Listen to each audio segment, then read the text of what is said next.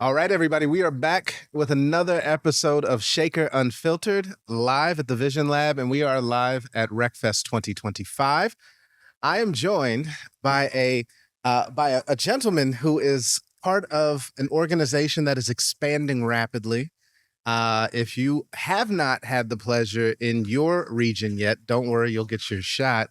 I'm joined by Preston Sharpston of Whataburger. Sir, welcome. Thanks for having me. Hey, thanks for stopping by. So look, you are in the throes of expansion, which means you need a lot of people fast. High volume. Definitely. Yeah, talk to me. So let me back up. Let's start with where are you based? And what do you do with Whataburger? So I am based in Knoxville, Tennessee. I am with the franchise MWB Restaurants, which stands for Mahogany Whataburger. We have 16 locations, and we're the franchise for sort of North Alabama, Huntsville, kind of north of Birmingham, and then Chattanooga and Knoxville. Gosh, okay. So you get around. I do. I'm the road warrior. Got it. Okay, so you're logging the miles. What are you seeing? Because I mean, this is a high competition space, especially for talent. I can imagine you're looking. I won't lead the witness again. I tend to do that. What are you looking for? And what are the challenges aside from everybody else wanting the same thing?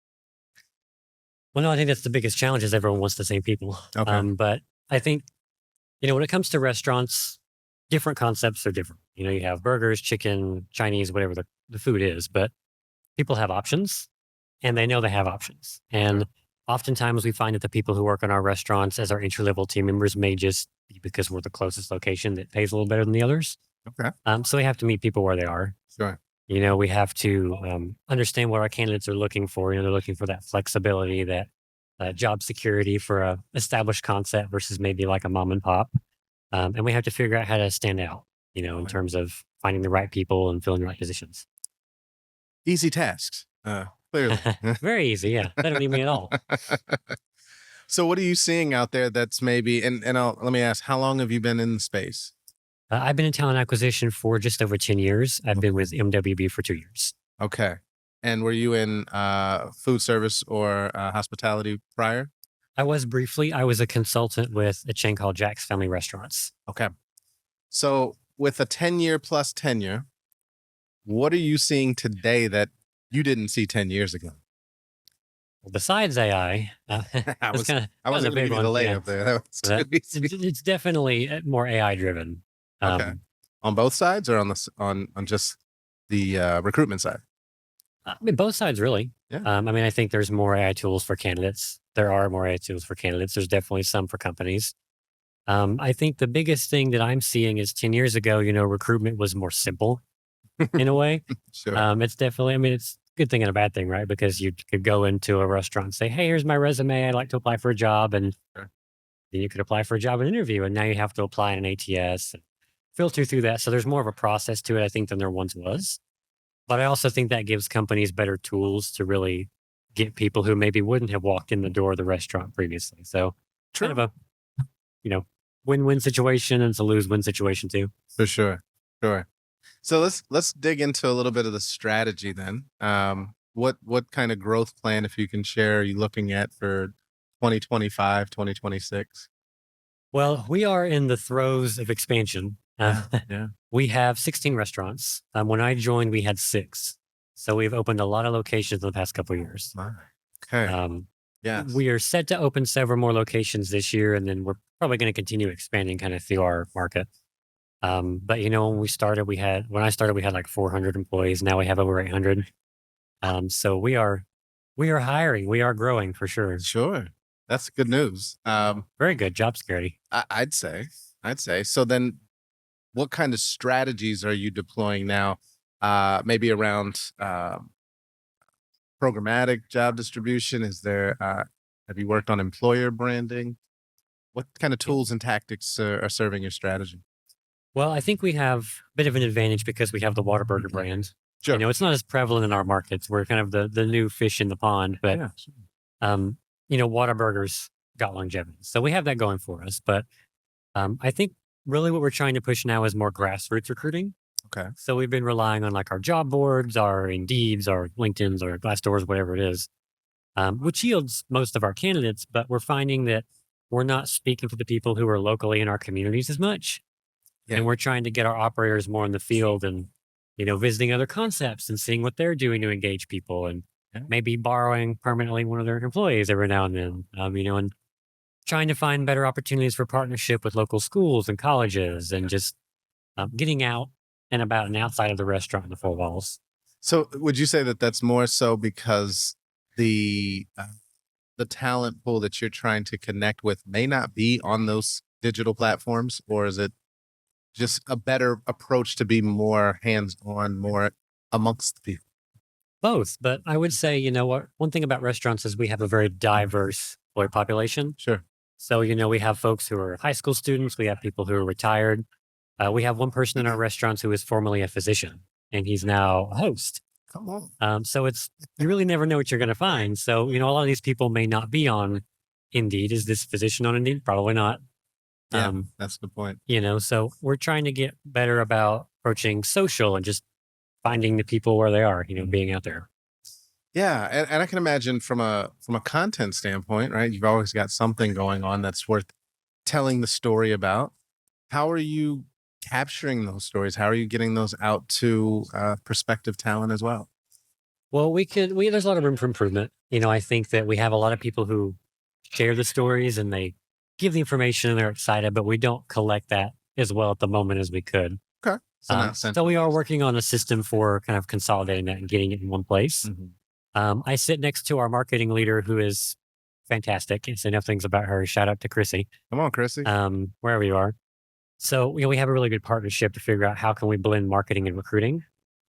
One example I like is we opened a new location in Owens Crossroads, Alabama, which is kind of near Huntsville, if you don't know where that is. Sure. And we have a Whataburger food truck that corporate uses that we borrow sometimes. And who doesn't like a food truck? And we give out free samples, right? Smart. So we use that also as a job for opportunity. We brought out food and we handed out recruiting cards and applications, or maybe not paper applications, but digital applications. Sure. And I think we hired like 10 people from that event. Oh, wow. I may be over exaggerating, but I think we hired around 10. So we're trying to figure out how we can organically do it, not just like force jobs down people's faces. I think that will be a differentiator, right? In a world where everybody is inundated with, in mails and texts from people they didn't give their number to, like meeting somebody at the food truck and just having a conversation can go a long way. Yeah, I mean, there's always people who are going to take their sample and their swag and say, okay, bye. Thank you. But they may know someone, right? They may have a niece or a nephew or a doctor, someone looking for a job. Sure. So I heard high school in there. How are you? What is the growth trajectory? I heard you say job security and stability. Talk to me about the growth path. What does it look like for somebody just coming in who's in high school? Maybe they're working from for the summers in college. What does it look like for a long-term career? I love that you asked that question because I have put a lot of thought into this. Good. I think one thing about restaurants is we have a lot of opportunity that people don't realize. Okay. Restaurants, we have the reputation of being the industry where people kind of go and there's no other option, or maybe when they're retired, something like that. So, if you start as a team member, you can become a team member trainer. You can become certified in all the stations and train others. Okay. So that gives people, especially students who maybe haven't had that experience before, leadership exposure. They can become a shift supervisor and they can start to direct kind of the flow of production and shifts and really mentoring others and training trainers. Once they turn 18, they can become a manager.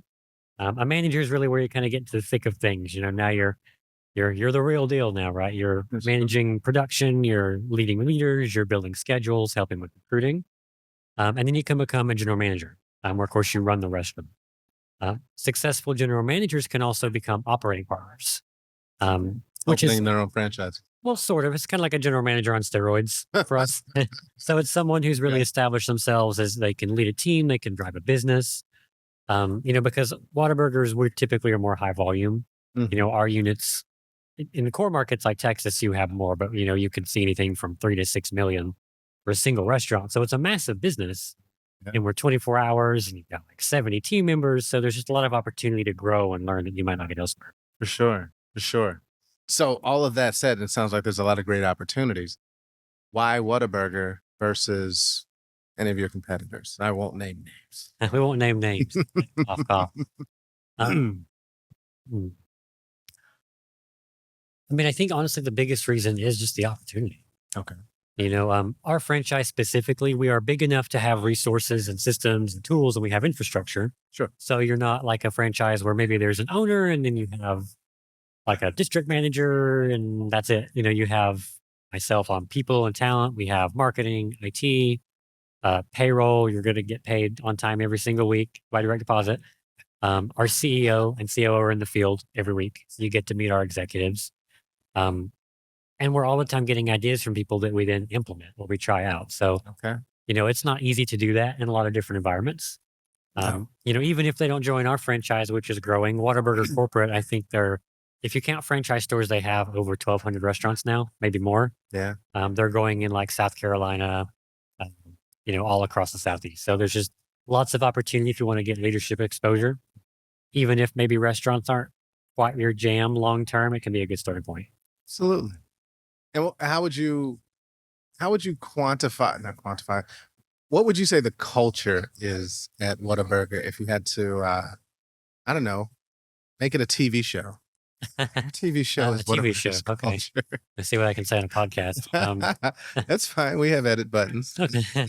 Fair. We'll hide this from our COO. He didn't see a thing. No, I think what makes us unique is every restaurant has its own culture. We set the values as a company. Sure. Things like we trust one another, we show respect. Things that may seem like, okay, well, duh, that's your value, but it's good to kind of frame it. But every restaurant you go into is slightly different. They're going to have their own leadership team, their own norms, their own ways of working. Yeah. Some restaurants you go into and you can hear laughter in the back, and it's not like overwhelming laughter, like what are those people doing in there? But like people genuinely seem happy and they're having fun. Sure. Other restaurants you go into and there's like dead silence, but when you go in the back, people are like moving and things are happening and they're super efficient and it just works. Okay. So we don't really have a set culture. We just try to make sure we set overall the values and then just make sure that those are lived and, people want to come to work and they have a good time. Yeah. Yeah, I think that's so important. And I love that you're honest about, hey, we're not offering this uniform experience store to store. And that's no knock to the companies that do, right? Because there's some value in getting a similar experience so you know what you're getting where you go. But I think having that identity and that personality, depending on where you go, can be good because then you can find your fit too. Right? You may not mesh well with this culture here, and Absolutely. maybe down the road I could. Right? I still may want to work for the company, but maybe this space was not it. Yeah, absolutely. It's definitely a differentiator. Especially in more corporate restaurants that are not franchised, you find that a lot. Sure. Where there's a larger HR team and they're kind of present and build a culture, and it's just me out here. Well, So I can't be in all the places, so we have to make sure our leaders have the right attitude and the right knowledge to be able to deliver that culture. absolutely. What's like most pressing for you right now? Like, what's the thing that I won't say that keeps you up at night, but wakes you up at night? Oh, okay. I would say that we do a very good job of finding the talent. I think we can always get better at identifying the right people in the interview process and improving that. But Sure. I would like to see us grow our bench strength a little bit. We actually promote a lot of people. I think we promoted like 20, 25 people into leadership roles as operators since I've been with the company. That's awesome. So there's definitely the growth opportunity, but when we promote all these people, then we have like a backlog of there's no one to fill the manager jobs that they just vacated. So trying to put more emphasis on building those leadership capabilities.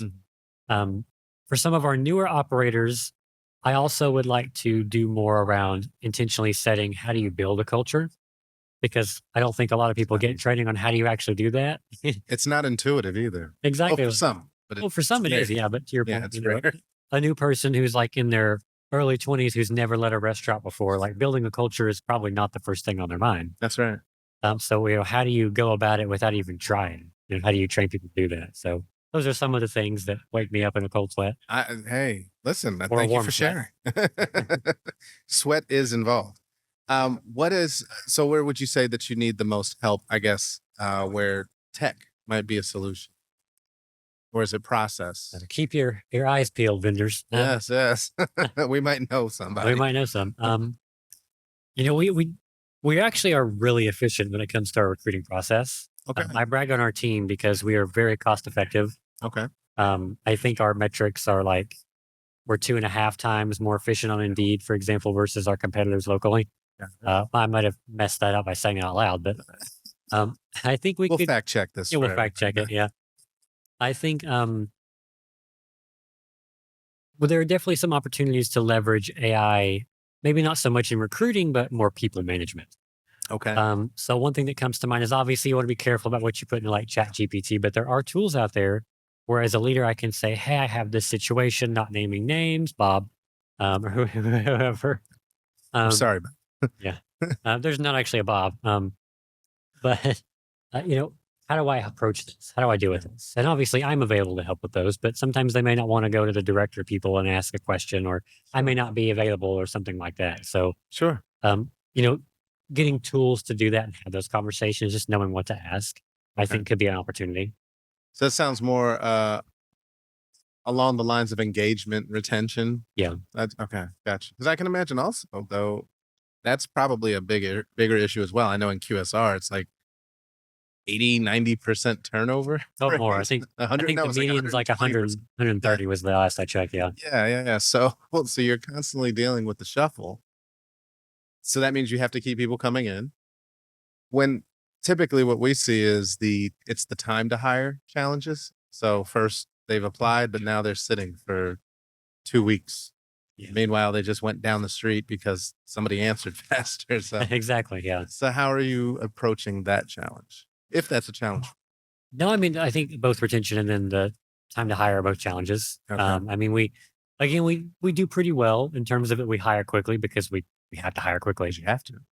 You know, we have a lot of automations in our process where if I apply and I check all the mandatory boxes, which they're entry level roles, so they're not very stringent. Sure. Then the system will automatically set me up for a job interview if I'm a team member. So automatic scheduling then? Yep, and you can pick your time, your date based on what the hiring manager has. Um, if it's a management role, we don't do that because we want to make sure we're vetting our leaders a little more carefully. Sure. Um, but once they're applied to schedule, they can also schedule their own conversation there as well. Got it. From retention, again, I'm bragging on our operators more than me, but our turnover rate over the last year was 57%. Oh, Which, that's amazing. if you look at tech or something, it's like, oh my gosh, 57%. But Oh, no. restaurants, it's fantastic. It's unheard of. So our leaders are doing a really good job with their people of getting the right people in position and keeping them there. Good, good. There's always going to be kind of that churn and that turnover because of our industry, and it's not for everyone. Mm-hmm. But I think for the right person, they could do really well with us. Yeah. Look, I've tried to stay away from AI as long as possible. I can't do I it. knew it was coming. It's here now. But I think in your industry, AI is, how do I frame this? It's probably not the leading technological advancement that's going to impact your industry. It's more the automation, right? Seeing Yeah. restaurants now deploying fully automated models, right, and test right, where there's like one person in the Yeah, restaurant. that's me. Yeah. Right. And it's really, I mean, the food is being prepped and, made, and you have somebody deliver. In some cases, I think overseas, you're seeing it goes, from cooked to delivered, on assembly lines in the restaurant. So Yeah. we might be far off from that in Whataburger's model, but is Yeah. that something that's on your radar? No, that's a good question. I would say it's definitely not going to happen anytime soon for us. Okay. Yeah, Fair. we Fair. we have a Whataburger convention every year that a lot of the operators go to that kind of talks about new technology and happenings and things like that. And Okay. one of the previous conferences, I believe there was a robot that they had like a school kind of testing out, and it was flipping hamburger patties, and it was flipping the patties, but it would flip it and then wait a second and then move to the next patty and flip that patty, and then it might go to the fryer and do like the fryers, but it was just not efficient, right? So when you think about quick service, people don't want to wait 30 minutes for Bob the robot to, make their fries, right? So also one thing we have to consider is people like our brand because our food is made to order. Got it. So we don't kind of have that ready and sitting there for people to kind of move through and the robots can pack it and give it to the customer. Sure. And also just the way we operate tends to be more complex than some other concepts. So I just don't foresee that happening anytime soon. Okay. I Very will simple. say that I do use some AI Sure. in my recruiting process as, GMs, things like that. I use like MetaView Okay. to name drop a tool there. Okay. And there, there's definitely other tools as well we could use. Yeah. Last questions for me too. First and foremost, how are you leveraging data and insights to inform some of the decisions you're making around growth and expansion or even process?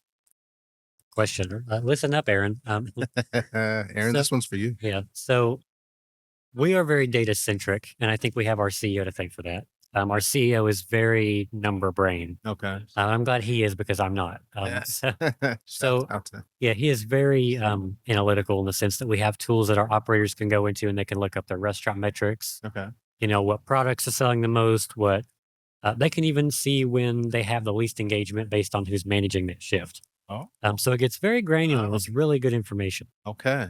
From a recruiting lens, we have, of course, we have our ATS work stream. We have Indeed that provide that information to us, and we're looking at that often. Okay. We're trying to get better about being more uniform in our approach to things because we have all the systems and the tools, but not all the operators do it the same way. Sure. Sure.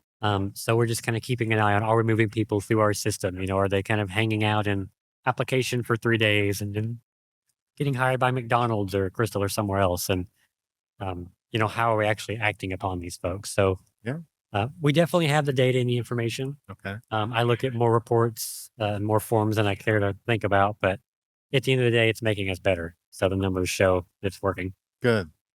Good deal. All right. Well, look, I'm going to end on a vision question for you. So indulge me by dreaming out loud with we're 5 years in the future. What is going to be true then that isn't true now in your world? Question.